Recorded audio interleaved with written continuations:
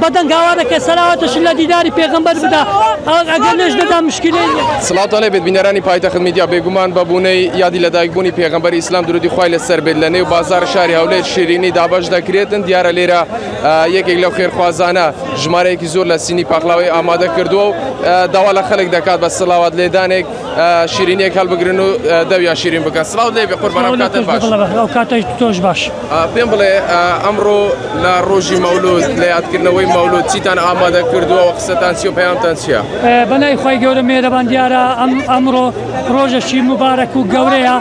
و نورشی خوای گورا لدایک دبیتن امش وكو سالان او سال وشي سالقني زوزو قربارغو ولا سعاد عفتني وقلبارغه براستي بيش بار سعاد نو دا قلبارغه بس استاذ زور يقدر قلبارغه لخوي قوله بس زيادي باشا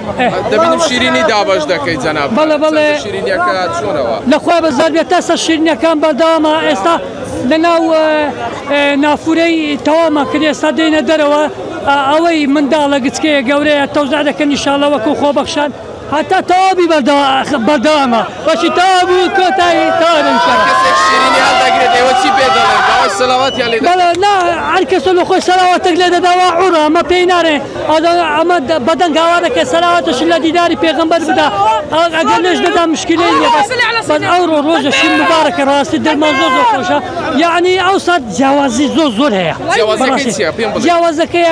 خلق زور بوا وشيرناتك زور بوا قوتان علي ركابنا نبني دنيا دهار لسليماني لدوش لكركوش دانغو باقلاواني ناو شاري اسال الحمد لله دابش دكن بسباسو سباسي خير خوازان دكن لسراوي بلدوام هاوكاري خوبخشكان هاوكاري تيمكان دكن هاوكاري خير خوازان دكن واني خوبخشنا ليرا لا شركه كان بابن او دلي خلشي خوش كان دلي مسلمانان خوش كان براستي وقت محبتك بو رسول الله صلى الله عليه وسلم رسولي هموانا رسولي تاني يخشخزنا هموانا اما دبي بدل ببارز ان شاء الله دست خوش بزور سپاس والله بنيراني پایتخت میدیا بگومان اما لنیو شاری هولر دابوت کلتوره که سالانه یادی لدایک بونی پیغمبری اسلام صلوات و سلام خوایل سر بید زندو دکرید و برز را دگیرید با دابش کردنی شیرینی و بخشینوی شیرینی و صلوات لیدان و دف لیدان اما شیکی بولو نمونه که امر لنیو شاری هولر شیرینی دا بخشینو دوالا خلق دکن که صلوات لیدان و شیرینی کل بگیرید